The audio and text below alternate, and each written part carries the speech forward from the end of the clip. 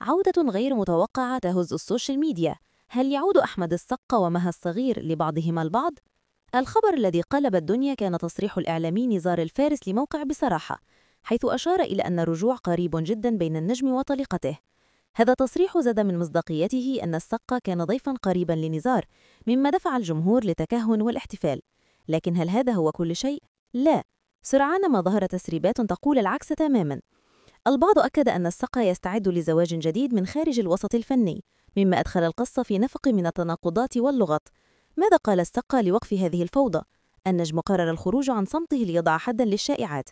بتوضيح حاسم، أكد أن تصريح نزار الفارس تم تضخيمه وسوء فهمه، وأنه لا يوجد أي رجوع حالي لمها الصغير. وأشار إلى أن علاقتهما تقتصر على الاحترام المتبادل، كونها أم أولاده. في المقابل، تجاهلت مها الصغير هذا الجدل تماما، واكتفت بنشر صور دافئة مع والدتها معلقة: أنت الأمان والسند في كل وقت، لتشعل التعليقات بين محبيها. الجدل مستمر بين نفي السقا القاطع وصمت مها الواضح. فهل ستتوقف الشائعات عند توضيح السقا، أم أن الجمهور سيظل يراقب عن كثب؟ شاركونا آراءكم.